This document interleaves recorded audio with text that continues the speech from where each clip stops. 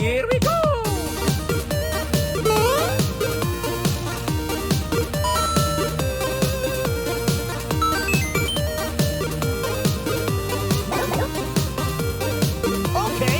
And welcome everyone to another One Up XP show, interview / podcast, whatever you want to call these things. Obviously, we're all here to learn a little bit more with these interviews. But today I am so over the moon and ecstatic to bring you our next guest because one, setting records, and two, doing things that, a lot of people might look at and say, oh, I have an interest in this. I want to do it. But without what she did for Assassin's Creed Valhalla, Dawn of Ragnarok, video games would be useless without this piece of the puzzle, music. And so I am super proud and super honored to introduce to you Stephanie Economou. If I said your name wrong, yell at me. I think I said it correctly. But welcome. I appreciate you being here. Thank you so much. Thank you, Michael. Thanks for having me. I'm so thrilled to be here. Let's get down to the nitty gritty. You won the very first ever best soundtrack for video games and other interactive media. I don't want to forget the other interactive media. It's not just strictly video game music, but it's other interactive media as well. So congratulations on that. I can't imagine what was going through your head when they called your name. But there were some powerhouse people in this category. And I will say I haven't played Assassin's Creed in a few years, but I've listened to the soundtrack, and it is amazing. Hats off to you. Thank you. And I really want to ask, first off, are you a gamer? Do you play video games? Do you have a background in video games? I do. I've been a gamer since I was a kid. Awesome. Yeah, I have. We started with a little Sega Genesis. Yeah. I do think that the first game I ever played was Pong. Yep. We didn't have an Atari, but we definitely played, it was like a legacy thing, maybe on Sega or something. But yeah, I grew up playing games with my sister. We played like all the Disney games, the Aladdins, the Lion Kings. Yep. One of my favorites from that time was Toe Jam and Earl Panic on Funkatron. That's a good game. Yeah, that game is awesome. And I was so happy to see that they released a bunch of the legacy Sega Genesis games on Switch.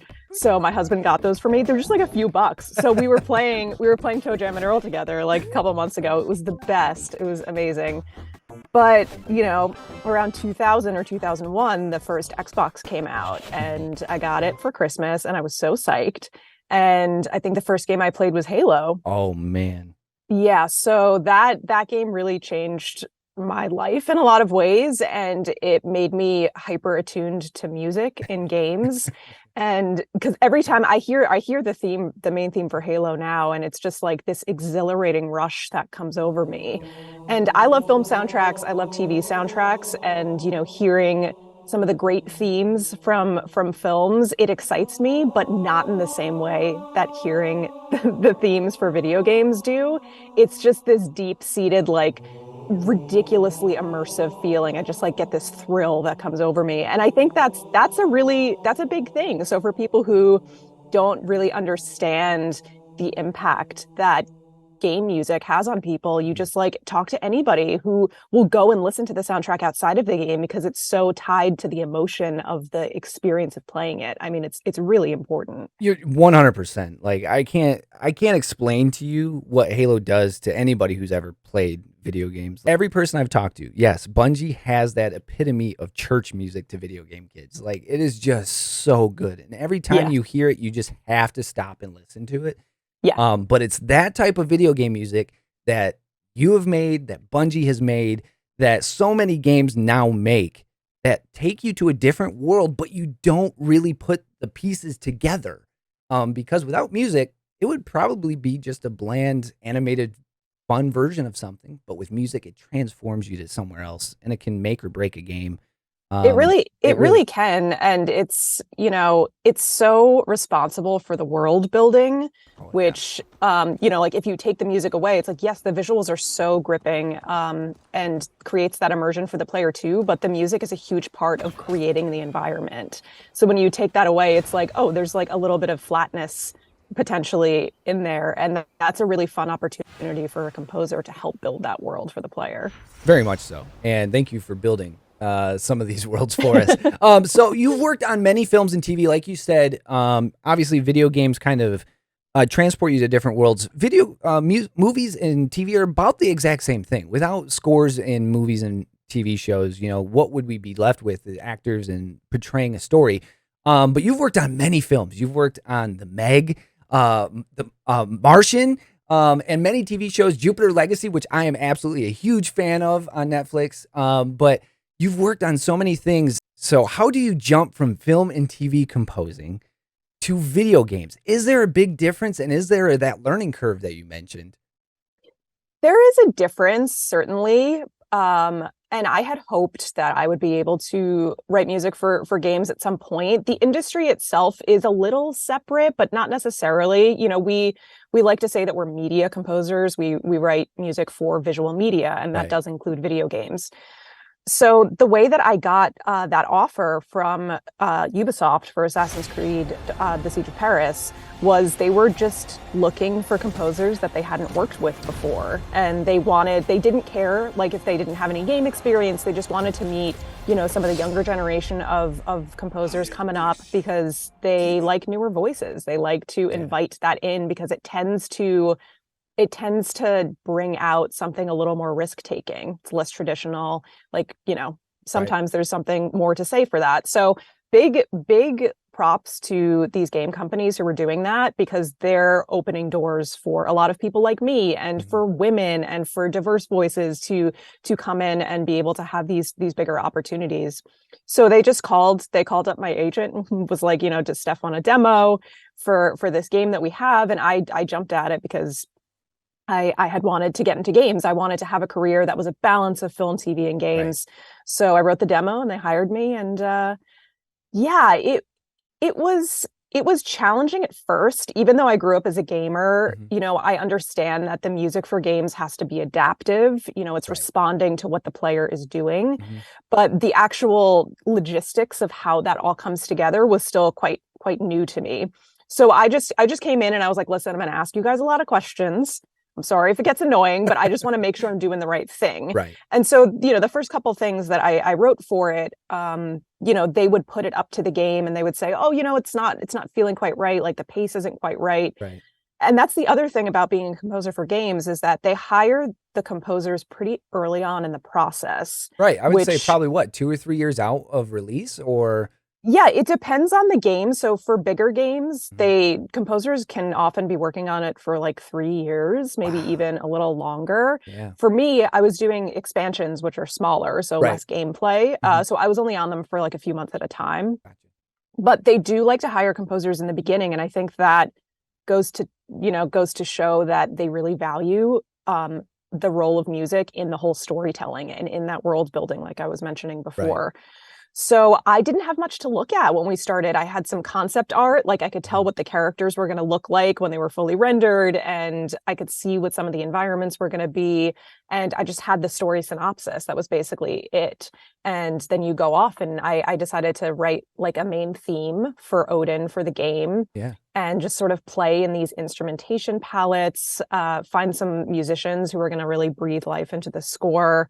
And I send it to them, and I'm like, listen, I can't see what it looks like up to the game, because they're doing the build at the same time. So I was like, tell me if this is totally off, or if, there's elements that are working.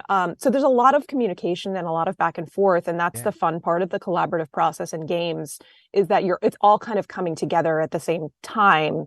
And that communication is really crucial for just making it like one seamless thing. And then you get to a point where the build is ready, and they can take in-game captures for me. So like, oh, I can see how the players are moving. Right. I can see this boss fight. I can see this cutscene, all of that stuff. So that's when it gets really deep into the process. But it takes a lot of imagination. You're almost flying blind. I mean, in a lot of ways, yeah. You wrote the main theme, which, by the way, Odin is absolutely a phenomenal main theme. But you literally sat down and wrote this world within itself without a whole lot to go on. You just sat down and you wrote something that goes into this fantastic world without a whole lot of springboard. I mean, you dove into the pool not knowing how deep it was. I mean, essentially. That's impressive. That is crazy. That takes so much mind. Crazy. Yeah. That takes so much creativity. And how long did it take you to write Odin? to write the whole for the main soundtrack? theme. Well, just for the Oh, main the main theme. theme. Yeah. The main theme. So, funnily enough, I sat down to write the main theme. That was the first thing that I sat down to write, and my first stab at it was not good. It just wasn't right. Right. And that's honestly just how I work as a composer. It's like, okay, get the crap out of the way first. You know, it's like, okay, the first stab was not right. It was leaning to like mystical, and that's not what they wanted. It was, it's a story of Norse mythology, but they wanted it to be grounded because it's like a very personal, relatable human story with Odin, seeking revenge for his family. And then I tried again, and I wrote that theme. I picked up the viola and I just improvised the theme, which ended up being the main theme for the game. And I started exploring that, but like you said, it's kind of flying blind. So they heard that main theme, and you'll see on the soundtrack, it's the first track is the main theme. However, that wasn't the first piece that I wrote. I wrote the main theme in kind of a different arrangement. And they heard it and they're like, yeah, I think this is good. We'll see how it develops, and that's it's not always nailed right away. You have to see where it goes. Right. And I got the opportunity to develop it, over an hour of music. And the first track on the soundtrack was the last piece that I wrote. It was the biggest arrangement of that main theme. So it was I kind of worked my way up to that. So it's a different type of process. I do usually like to do those big main theme tracks last. Yeah. Because, I got to develop this world. I got to write all of this music leading up to it. So, it makes sense. So it makes 100%. Yeah. Did you ever think, obviously you wanted to be in video games, but did you ever think you would be composing for video games? Or let alone win a Grammy for one? Definitely not the Grammy thing. But as far as working in games, I had hope. It's sort of that conundrum where, yes, I had hoped that at some point I would get an offer for a game, but I had no experience working in games. So how do I get an offer for a game if I have never done it? And like anything else in most industries, it usually comes from someone just taking a chance on you. And that's what they did. Did I ever think it would get recognized on the level that it did? No, I really didn't, especially because it was an expansion. It wasn't even a full main AAA title. But I think maybe there's something to be said for the fact that the score did take a different, less expected sort of turn. Mm-hmm. It's black metal. It's lots of distorted guitars and growly vocals and punchy drum kit, and it's a lot of Nordic folk music. It's a lot of these really crazy instruments that I kind of deployed for the whole score, and I think it set itself apart in that way. And I'm really lucky that I got to collaborate with such amazing musicians on it, because I think we put together something pretty cool. And I think it was a different way of setting that mythological story in stone with these black metal inflections. It's an unexpected different way of going about it.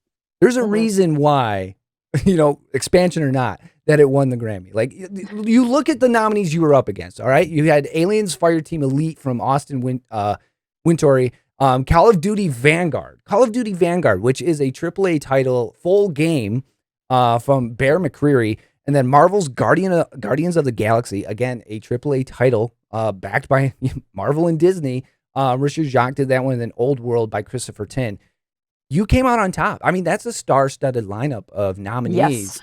Yes. And I think that just goes to, one, hats off for the work you guys put in, because it is absolutely phenomenal. I will not stop saying that. As many people stop saying phenomenal. It is so good. Go listen to it, and you'll understand why. So obviously, I have to point this out. Your Twitter bio said non-award winning composer, and has it been updated yet to Grammy award winning composer? I didn't update it to say that, but I did just delete the non-award winning composer part. But it was just this week. I didn't want to let go of it because, to be honest with you, I would just screenshot it and keep it, because yes, I mean, that was the funny thing. I did screenshot it. Okay. Because that was so funny. You won a Grammy and everyone goes to your Twitter and it says non-award winning composer, but you've been on so many big titles, and it's a video game that you got your first award in, which you've been composing, 14 years now? Yeah, probably around there. 14 years. And it is so awesome to see where you're at and what you're doing in the video game realm. But in your acceptance speech, I have to say this because I told you before we started recording, I was in tears listening to your acceptance speech and how happy you were. But you gave a big shout out to the people that have been pushing for this to be a Grammy category. And lastly, I just want to recognize all of the people who fought tirelessly to bring this category of video game music into existence.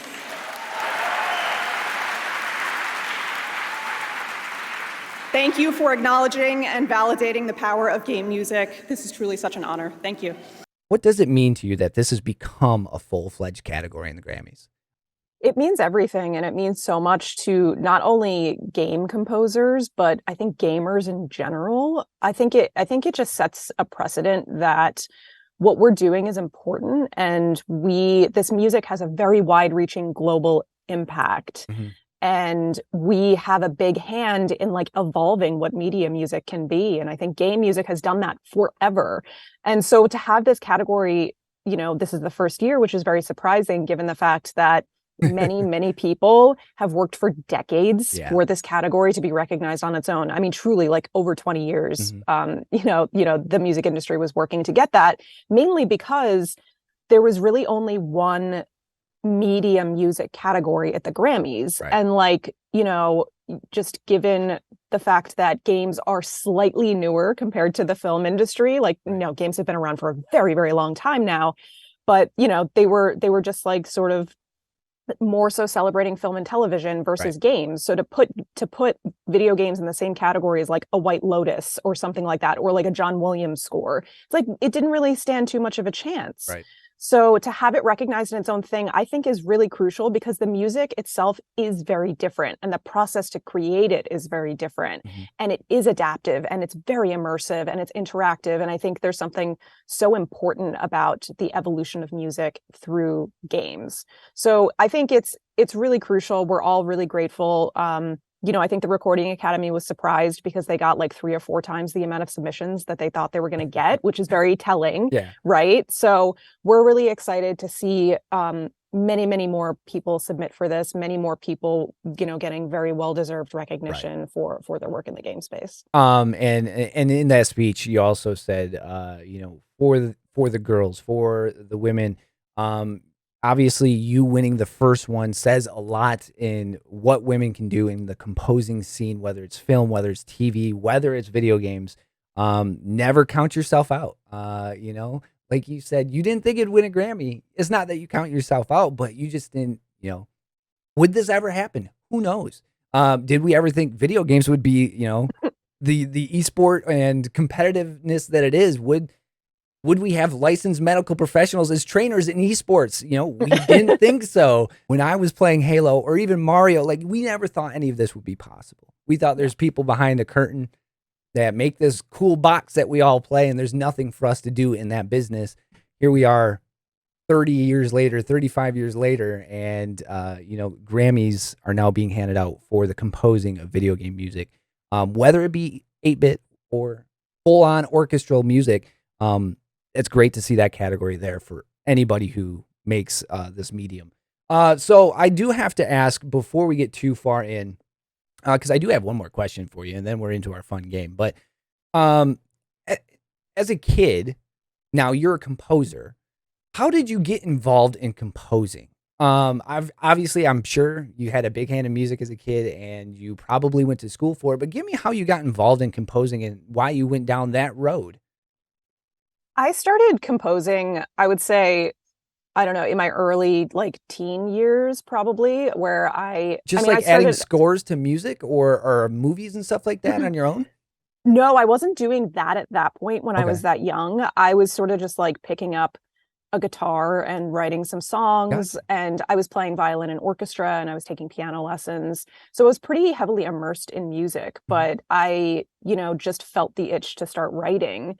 And I was lucky that I went to a public high school that had a 4-year music theory and composition intensive, cool, which is very rare, right? But I was really encouraged to just write concert music, write for these various ensembles, whether it be a string quartet or just solo piano. And we would have concerts at the end of the year where other students would play our music. And that really opened me up to the world of composing to the point where I decided I wanted to at least try to pursue it in school. But I was still writing little songs and stuff on the side, things that weren't necessarily my focus in the classical world. And when I pursued it in college, I started, I had some friends who were directors who were making short films at like Emerson College, and they asked if I wanted to score them, and I like totally jumped at it. I was like, yeah, I don't know what the hell I'm doing, but I always wanted to do that, Right. and wasn't sure how to get into it. So that was where my start was, and I started messing around, with like the software and how do I work with electronics and synths and just recording and being a little bit more experimental, which is something that I wasn't doing as much in the concert music space. So that's all to say, like, yes, I was very rooted in music when I was in school, but there are so many different ways to get into this, and you don't need to have classical training in order to write music. Anybody can write music. And I would say, like, just write, if you're a kid and you're excited by game music, like, just pick up an instrument and start to learn it and start to learn your favorite songs and play things that feel authentic to you, play things that you are excited by. And we live in a world now where everybody has a laptop and it comes with GarageBand or it comes with Logic. Like, just messing around and exploring, you'd be so surprised at how creatively fulfilling that can be. Very much. And so for I would say, especially like for parents who don't really know as much about this world, like, what I would say to that is video games are more profitable than the music industry and film industry combined. It's true. There is like that. Not if you set aside the fact that games are, in my opinion, the closest that someone can come to experiencing art and being part of art, like, given the visuals, given the music, given the sound design, it's such a beautiful place to exist. Like, if your kids love games, you should encourage that, because they're affecting art. Like, the decisions they make in the game and the things that they're doing, it's exciting their imagination. And there is so much work possibility for them future. There are careers that can be developed here, and very, very lucrative ones at that. So I would like totally encourage them, even if you feel like they're so stuck in a world in a game, they're so excited by that. And there's so many things that are setting off their imagination through that.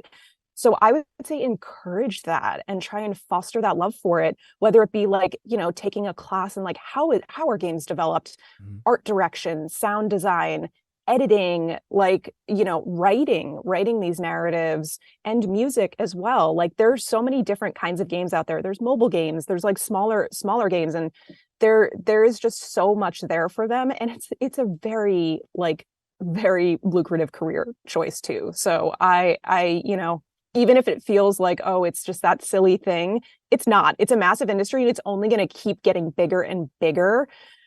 And I think that everybody's seeing that. Like, we're seeing these video game narratives turned into TV shows. Like, look at The Last of Us and how everybody, it's absolutely crazy. Phenomenal. And like, and what I hope for that is that older generations who maybe never had the chance to get into video games will like see a show like that and be like, well, I want to live with these characters for longer. I want to try playing the game. There's something to be said for that.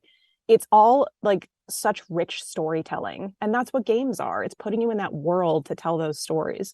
So there's so much there. If you're a parent and your kid loves games, I would just encourage that and foster it and see how they can get even more into like, how do I make this? How do I be part of this? 100%. You filled every ounce of joy in me with that speech / rant /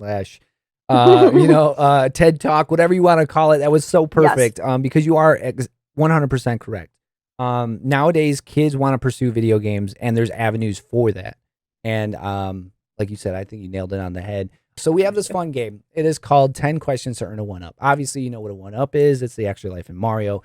But we have 10 questions, 10 random questions for you to earn your 1-up. So Stephanie Economou, are you ready for the 10 questions for your 1-up? I'm ready. Okay.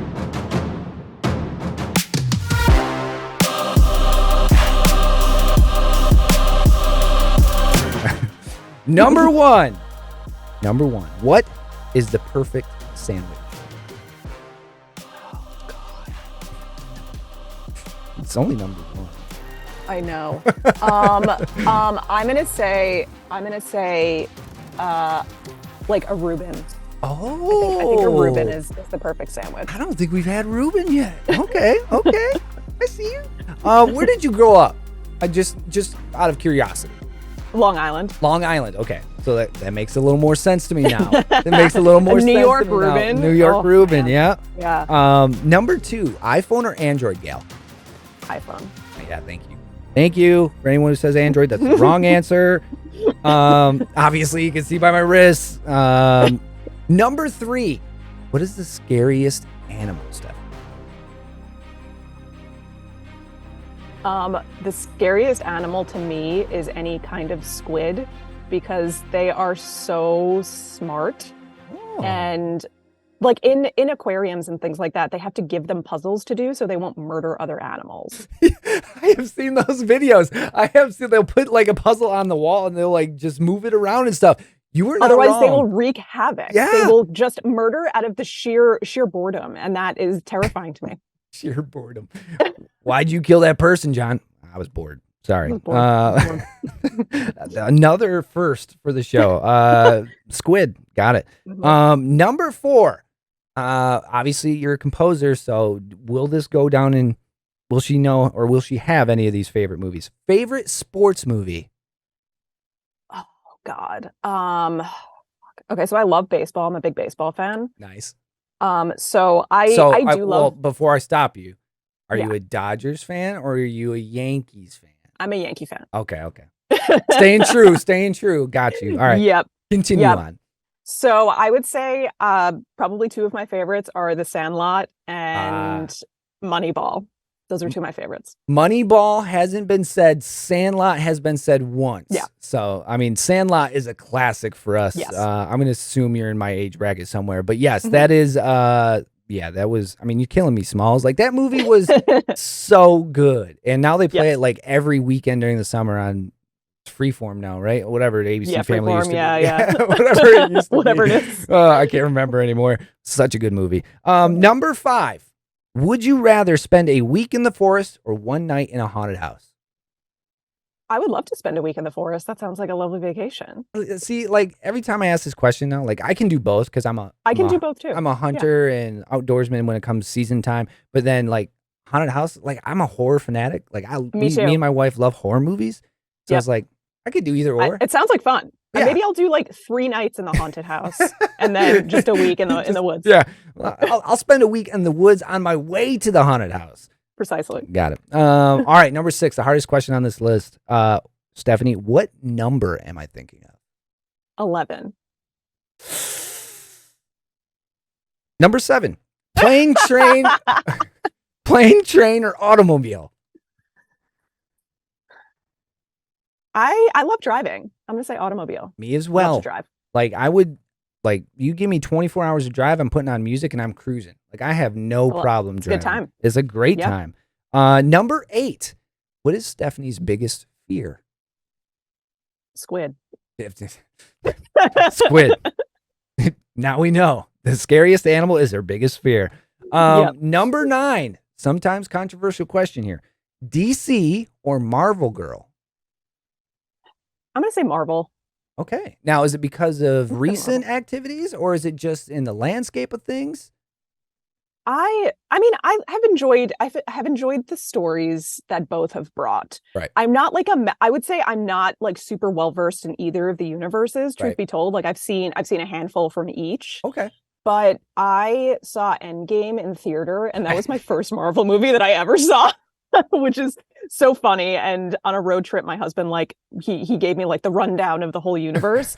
And I just sat there and what I loved about Endgame was that even though I had some of this information going in, the movie was just so killer. It didn't really matter. Like anybody could jump in and enjoy it. And it was well made and the performances are great. So I love that. DC obviously has some of that, but I feel like I've enjoyed the Marvel stuff that I've seen a little more. DC is trying, but I mean, as a kid growing up, you know, we had animated Batman, and Batman's my favorite DC character. But if I'm going with the movies, like me and my wife invested. So we started with Captain America and Iron Man, and we followed this path for 15 years. And when Endgame hit, I was bawling like a little kid, man. Yeah, man. Like Captain America's sitting there, broken pieces flying everywhere, and all of a sudden you just see these Doctor Strange circles coming out, everyone coming in. Oh, I was bawling. Like you couldn't help me. if there was ever something, and people like, why? It's like, there's so much to storytelling. They spent 15 years setting up this one iconic scene. That's why I was bawling. All right. Composer question. This probably is the hardest question for you, but it might not be. Number 10, the last question, Stephanie, then you're off the hot seat. One song for the rest of your life on repeat. What is it? I have so many different ways that I could slice this. Like part of me would say something so ridiculous like Rich Girl by Hall & Oates. Just like that's not ridiculous. You know what I mean? That's great. But like a song like that, I don't think I could ever get tired of it. Like I wish I wrote that song. It's amazing. I mean, look at it. It's 40 years old, right? 40 some years old, and it stands the test of time. Obviously, I'm not listening to it every day on repeat. Yes, I think that might take on a different form at some point if it's on repeat forever. But then it's like, do you want to pick one of your favorite songs, or is that going to ruin it? You know, I think it's a tricky thing. Do you want a long form song, or do you want a shorter song? Do you want one that's going to give you the highs and lows, like Queen, Bohemian Rhapsody? Tough. Exactly, like Queen would be a great one because it's like, okay, it's going to give you unbridled joy. Right. My favorite song and my favorite album of all time is my favorite album of all time is Animals by Pink Floyd. Okay. And Dogs is one of my favorite tracks. And it's like the runtime on that is about 20 minutes. So I feel like if that were looped forever, there's a lot of different sections to that song. Was that one off Dark Side of the Moon? No, that's off Animals. Animals. Sorry, you said that at the beginning. I was totally wrong. So like, I'm not well versed in Pink Floyd. I should be, but I'm not. But I mean, Dark Side. I've done the Dark Side of the Moon and Wizard of Oz thing, and it's tremendous. It is, yes. But I'll have to search that up. So are you going with Dogs from Pink Floyd? I'm going with Dogs. Yeah. Okay. Dogs from Pink Floyd. Well, we got homework assigned. And Rich Girl. Rich Girl in there. Just it switches up randomly.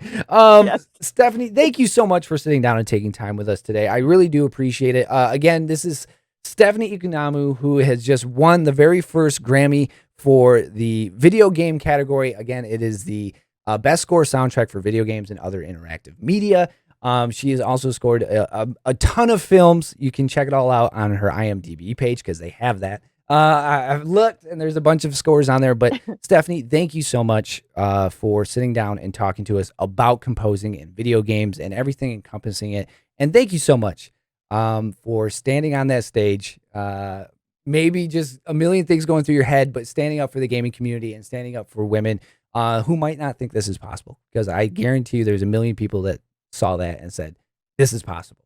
So thank you so much for that. And it has been a pleasure. Thank you so much. Thank you for saying that. That's very sweet. And yeah, this was a blast. Thanks for having me. Here we go.